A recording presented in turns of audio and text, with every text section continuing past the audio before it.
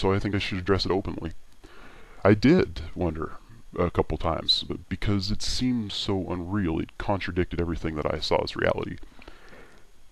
But I'm a logical person, and so what I did every time I was pushed to that point, and it was extraordinarily tough emotionally when I got pushed to that point, that's not an easy place to be, is I look back and I cross-reference experiences. And it was just clear to me every single time that it couldn't have been coincidence. There were just too many impossible things that lined up for it to be a coincidence. And there's extraordinary pressures that society puts on everybody to not explore anything more than they want us to be, which is basically worker bees, and I'm not content with that. I don't think anybody should be. But yeah, those pressures can push you to the breaking point when you're speaking telepathically. I'm damn well aware that that's a primary symptom of schizophrenia, as medicine labels it. And I think that label has been put there by design to keep people from telepathically communicating. The voices in your head, they call it. Well, I've got a major rebuttal to that, and my major rebuttal is for everybody who's religious and says that they have had God talk to them. Because Jesus Christ himself, if you're a believer in him and everything about him, and my personal beliefs don't apply to this, but that man is by all means medically schizophrenic. If he were here today, he would be labeled as such and probably institutionalized. So keep that in mind. There's a lot of special people in the world that have things like this happen to them. And as I look back, not only did I find that these amazing things cross-referenced within my life, but as I would read about people, like Tesla and Einstein, I would see that things that I had learned were spot on with things they had learned, and I had absolutely no prior knowledge of that. So using logic, yeah, that's how I determined that it's not psychosis. But yeah, there was a period of time where I was a little worried. Yeah, who wouldn't be? So I hope that goes somewhere for some people. I hope that does something for you, that I'm willing to be that honest and that vulnerable to mention that. Because I think that's important. I think a lot of people wonder if they're crazy, and you're not.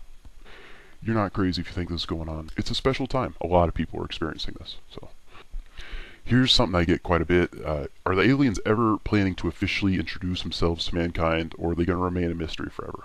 They have revealed themselves before, if you look back at ancient history, and it entirely depends on us. The big reason for all the secrecy right now, as I talked about a little bit earlier, is because of our violent nature.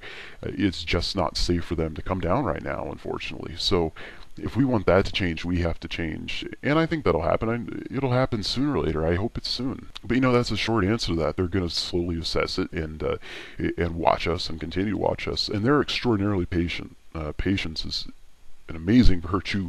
It genuinely is. So it's going to take us some time. Yeah, we have a horrible track record in terms of violence.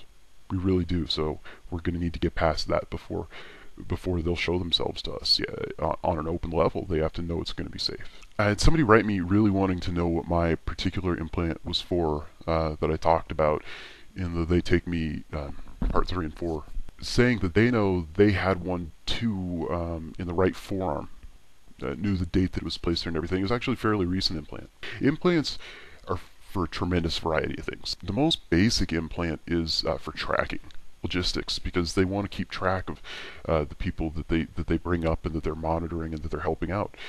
They have to know how to get find you. So that's what the most basic implant is for. That all hybrids are born with, and a lot of abductees get. If they have any intention of finding you again, they'll put one of these in you.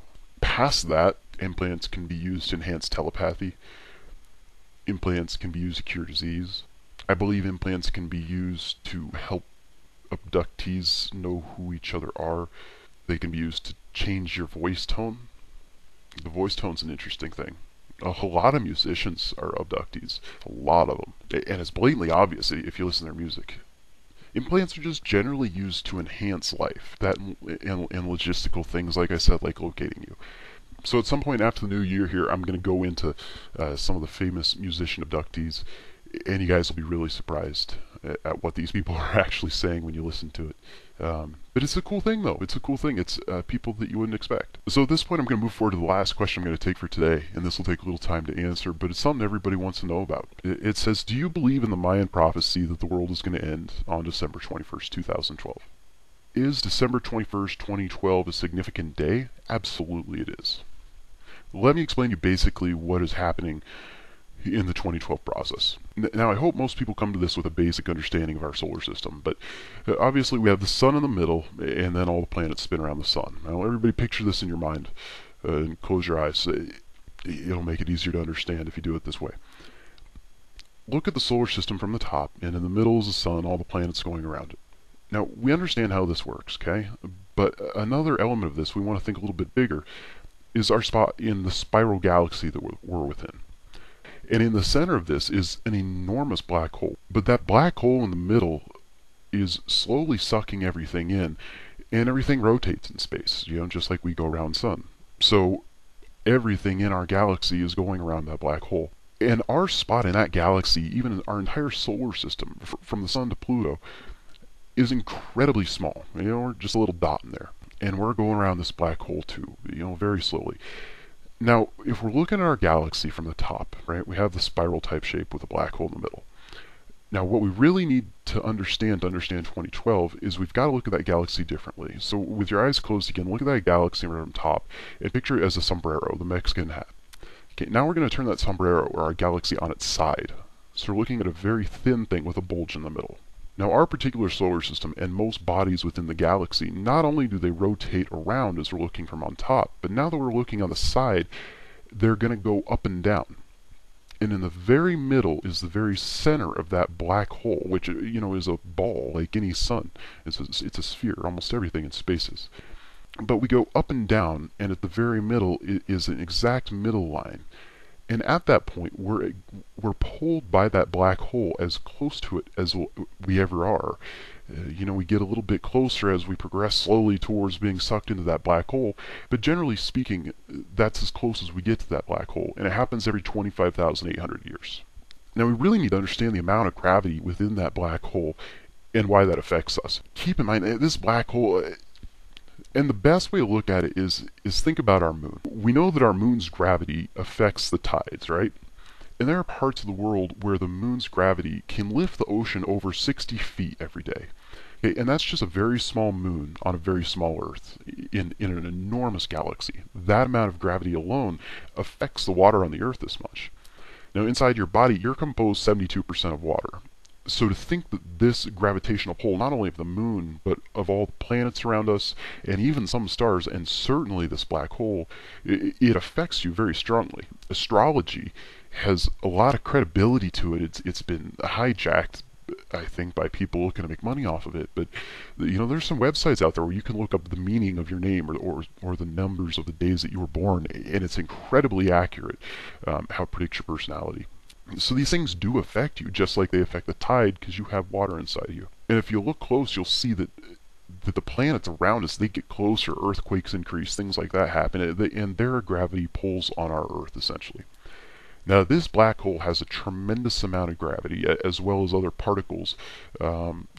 And most of those particles are coming from our sun, because the sun, too, and every planet in our solar system is being squeezed and pulled by this gravity in a way that it hasn't in the last 25,800 years. So these particles coming out of the sun are affecting us in a way, too, but mostly the gravity. And this is the reason for global warming, everybody. This is why. It has nothing to do with the carbon dioxide from our cars. Is that particularly good to keep putting into our atmosphere? Hell no, it's not. We can see it. It's brown. But it's not the main reason for global warming at all. And that's the reason why the polar ice cap is melting so fast. And scientists can't figure it out. Well, we think by 2030 it will have melted. By that time we will have gone through this process and come out the other side. But when we get to that middle line, it's nothing but the closest point that will be. It's the climax of the impact that this will have on us. And that's all.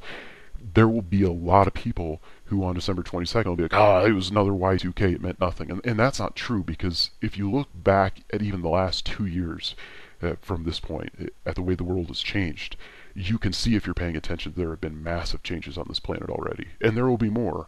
But nothing happens overnight. It's not going to happen on one day. So events have been created to make us believe that everything can change in an instant.